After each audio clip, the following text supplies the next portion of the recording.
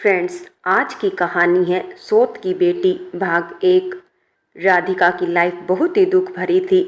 उसके माँ और पापा एक ही ऑफिस में काम करते थे और वो उनके अफेयर का नतीजा थी।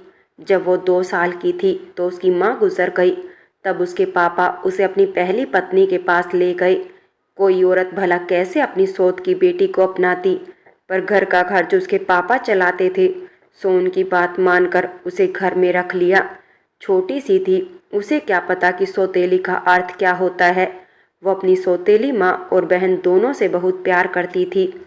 उसकी सौतेली माँ निर्मला और बहन टीना दोनों उसे बहुत नफरत करती थी। जब वो थोड़ी बड़ी हुई तो वो बोली, माँ मैं भी दीदी की तरह स्कूल जाऊंगी। तू स्कूल जाएगी तो घर का काम कौन करेगा? तुझे पता है ना मेरी पीठ में दर्द रहता है, मैं कुछ नहीं कर सकती। निर्मला बोली, आप चिंता ना करें माँ, मैं सारा काम करके स्कूल जाऊंगी। प्लीज़ माँ, राधिका ने मिन्नतें की। ठीक है, पर हमारे पास इतने पैसे नहीं कि तुझे भी टीना वाले स्कूल में पढ़ाएं। सरकारी स्कूल में पढ़ सकती है तो पढ़ ले। ठीक है माँ, राधिका खुश हो गई। उस वक्त वो सिर्फ 5 साल की थी। उसके पापा ने उसका एडमिशन सरकारी स्कूल में करवा दिया।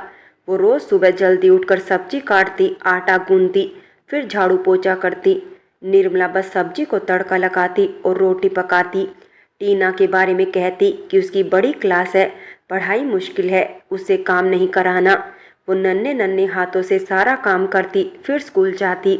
निर्मला ने उसको हिदायत दे रखी थी कि बाहर किसी को नहीं बताएगी कि घर का काम वो करती है।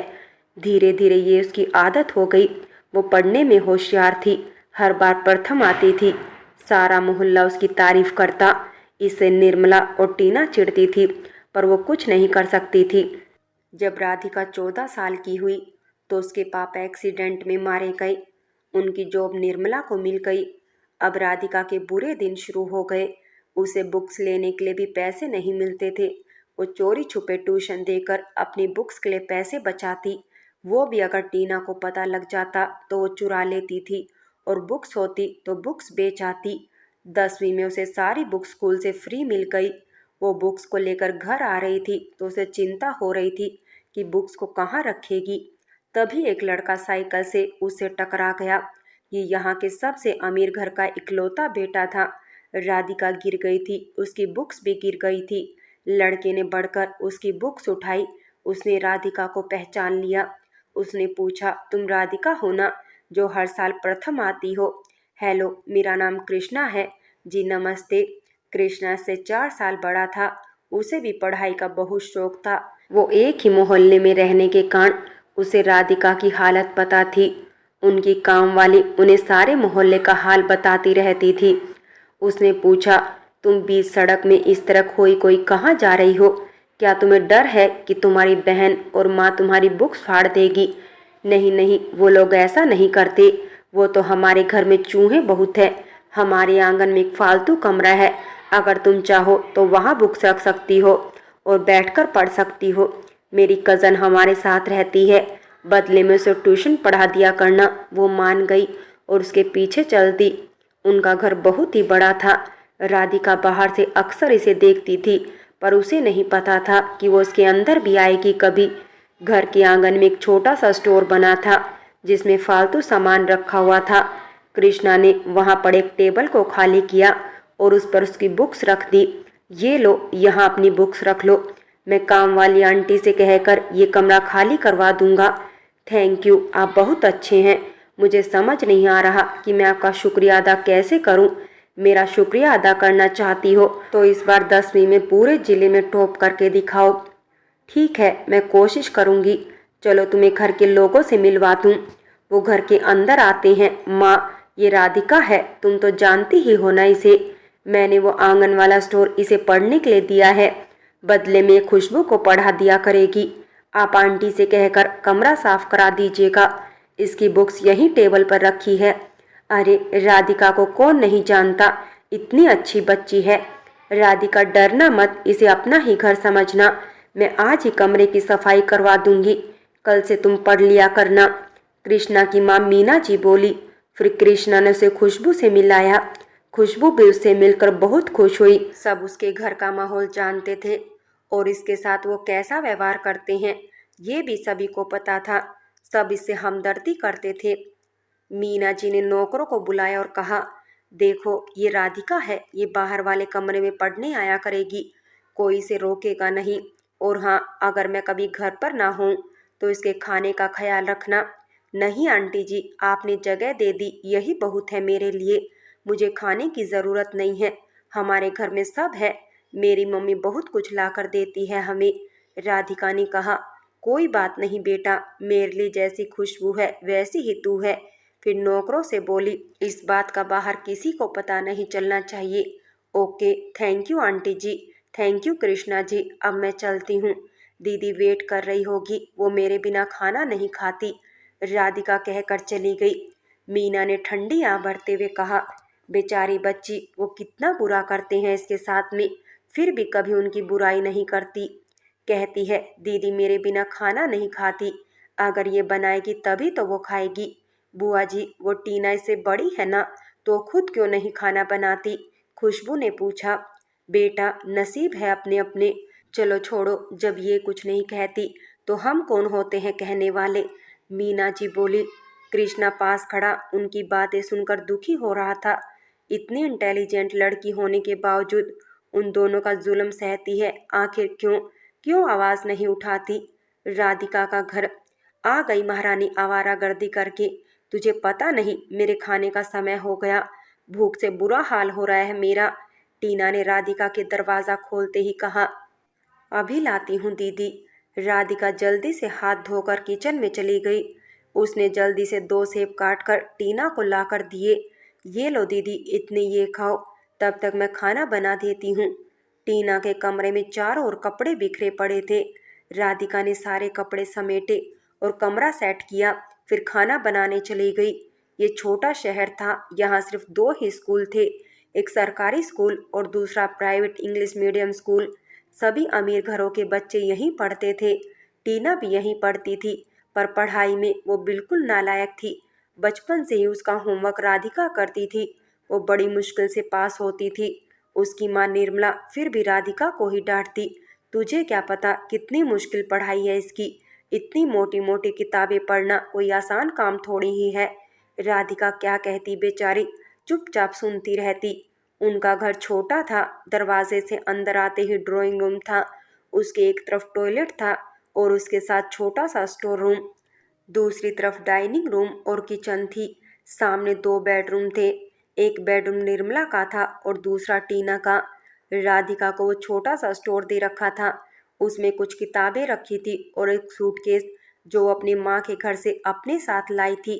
सोने के लिए एक दरी थी और एक पुराना सा टेबल फैन था जो इसके पापा ने इसे दिया था। एक पुरानी सिलाई मशीन थी। इसके उलट टीना का कमरा किसी राजकुमारी के कमरे से कम नहीं था, हर चीज पिंक कलर की। कमरे में एसी लगा रखा था, स्टडी टेबल था, कपड़ों से भरी अलमारी थी, जो कपड़े पुराने हो जाते वो राधिका को दे देती। मोबाइल फोन था। एसी तो निर्मला के कमरे में भी था।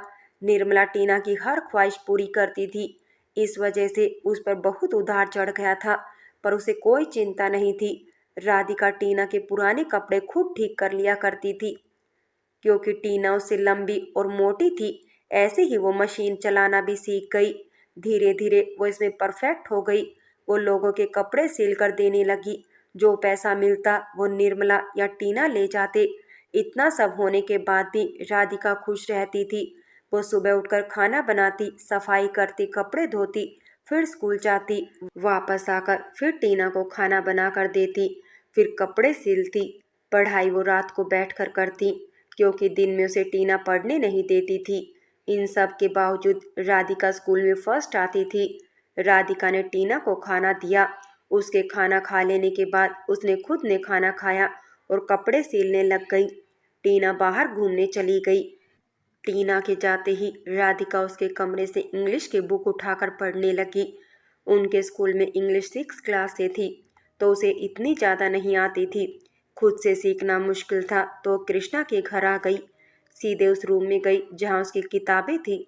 वो दरवाज़ा खोलते ही हैरान रह गई। कमरे की सफाई कर दी गई थी। नीचे कारपेट बिछा था, स्टडी टेबल लगा दिया गया था उसकी किताबें स्टडी टेबल पर सलीके से लगी थी। छत पर नया पंखा लगा दिया गया था। वो अपनी बुक्स निकालकर पढ़ने बैठ गई। राधिका जब पढ़ने बैठती तो उसे कोई होश न रहता था। कृष्णा काफी देर से उसके पास खड़ा उसे पढ़ते हुए देख रहा था। एक नौकर आकर फ्रूट की प्लेट रख गया, पर उसे कुछ नहीं पता। कृष्णा ने उसे कहा, पढ़ने के साथ खाना भी जरूरी है। तुम्हें 2 घंटे हो गए लगातार पढ़ते हुए, उठकर थोड़ा घूम लिया करो। मैंने आपसे वादा किया है कि जिले में फर्स्ट आऊंगी। अगर ऐसे लापरवाही करूंगी तो वादा कैसे पूरा करूंगी। फिर रुककर दोबारा बोली, मुझे आपसे एक काम था। हाँ बताओ, क्या काम है। मुझे बाकी सब्जेक्ट तो आते हैं, बस इंग्लिश नहीं आती। आप मुझे इंग्लिश पढ़ा दीजिए, बदले में मैं आपके काम कर दूंगी। कोई बात नहीं, मैं पढ़ा दूंगा। मुझे किसी काम की ज़रूरत नहीं। हाँ, जब मुझे तुमसे कुछ चाहिए होगा तो मैं मांग लूँगा। अच्छा बताओ, कब पढ़ना है। अभी वक्त है आपके पास में, तो आज से ही शुरू कर लेते हैं। ओके, मैं तुम्हें ग्रामर करा देता हूँ, उसी से सारी इंग्लिश सीख जाओगी। रुको, मैं ग्रामर लेकर आता हूँ। और वो ग्रामर ले आता है, फिर उसे पढ़ाने लगता है। राधिका को पढ़ने का बहुत शौक था। वो जल्दी ही सीख गई। शाम हो गई थी। घड़ी ने 5 बजाए तो राधिका एकदम से उठ खड़ी हुई। वो कृष्णा से बोली, आप मुझे ग्रामर दे दीजिए और इसमें कुछ होमवर्क दे दीजिए, मैं पढ़ लूँगी। मेरी माँ के आने का टाइम हो गया है, मुझे जाना पड़ेगा। लो, ये जो एक्सरसाइज है इसे कर लाना। जो समझना है वो कल समझ लेना। राधिका फटाफट वहाँ से भागकर अपने घर आ गई। उनका घर ज़्यादा दूर नहीं था, सो अपनी माँ के आने से पहले ही पहुँच गई। उसने माँ के लिए चाय बनाकर रखी, फिर रात के खाने के लिए सब्जी तैयार की। माँ के आते ही उसका बैग पकड़ कर रखा, उसे पानी पीने को दिया, फिर चाय ला कर दी। माँ, चाय के साथ क्या दूँ। मुझे कुछ नहीं चाहिए। टीना कहाँ है। वो बाहर गई है माँ। उसकी बात सुनकर निर्मला बैग उठाकर टीना के कमरे में चली गई। राधिका को पता था माँ टीना के लिए कुछ लाई होगी। माँ रोज टीना के लिए कुछ न कुछ लाती और वो राधिका के सामने ही उसे देती। कभी ड्रेस, कभी सेंट, कभी सैंडल। वो राधिका के लिए कुछ नहीं लाती, पर राधिका ने कभी ऐतराज़ नहीं किया। उसने कभी किसी चीज़ की इच्छा भी नहीं की। वो हर हाल में खुश रहती थी। वो अपने कमरे में आकर कपड़े सिलने लग गई।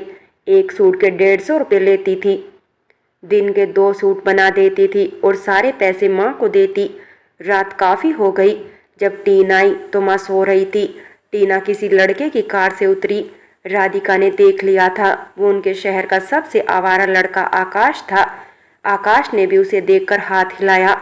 राधिका ने उसे इग्नोर करके टीना से कहा, दीदी आप इसके साथ न घूमा कीजिए, ये बहुत ही घटिया लड़का है। हमारे स्कूल के बाहर लड़कियों के पीछे चक्कर लगाता रहता है। तू चुप कर, तुझसे मैंने सलाह नहीं मांगी। मेरी मर्जी है, मैं जिसके साथ भी घूमूं। तू कौन होती है मुझे रोकने वाली। पर टीना कहाँ मानने वाली थी। राधिका गेट लगाकर अपने कमरे में पढ़ने बैठ गई। उसने आधी रात तक सारी ग्रामर पढ़ ली। उसे सब आ गया था। तब वो सोने चली गई। सुबह वो रोज के काम निपटाकर स्कूल जा रही थी कि रास्ते में आकाश खड़ा था। उसने राधिका को रोक लिया। राधिका ने कहा, देखिए पीछे हट जाइए, मुझे स्कूल जाना है। अच्छा जी, मैं तो कल का हिसाब करने आया हूँ। कल तो बड़ा नखरा दिखा रही थी। जब मैंने हेलो कहा तो जवाब क्यों नहीं दिया। मैं फालतू लोगों से बात नहीं करती। अच्छा, तुम्हें मैं बताता हूँ मैं कौन हूँ, कहकर वो राधिका की बाह पकड़ने लगा। तभी किसी ने उसे बाह से पकड़ घुमाकर नीचे गिरा दिया। राधिका ने देखा वो कृष्णा था। आकाश, आइंदा किसी लड़की को परेशान किया तो मुझसे बुरा कोई नहीं होगा।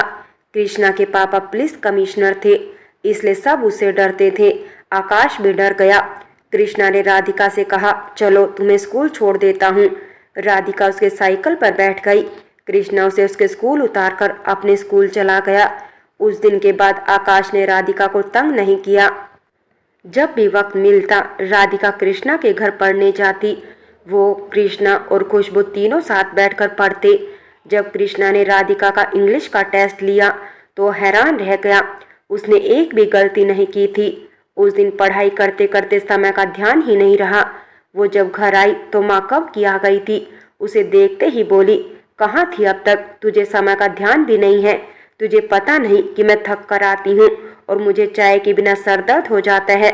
पर तुम्हें क्या है, तुम्हें आवारागर्दी करने से फुर्सत मिले तब ना, वो बोले जा रही थी। टीना उसके पास बैठी अपनी नेल पॉलिश लगा रही थी। राधिका कुछ नहीं बोली, चुपचाप किचन में जाकर चाय बनाने लगी। फ्रेंड्स, क्या राधिका कृष्णा से किया गया वादा निभा पाएगी या नहीं, जानने के लिए कहानी के अगले सभी भाग अवश्य देखें। और अगर कहानी अच्छी लगी हो तो लाइक करें, शेयर करें और प्यार भरी कहानी चैनल को सब्सक्राइब करें।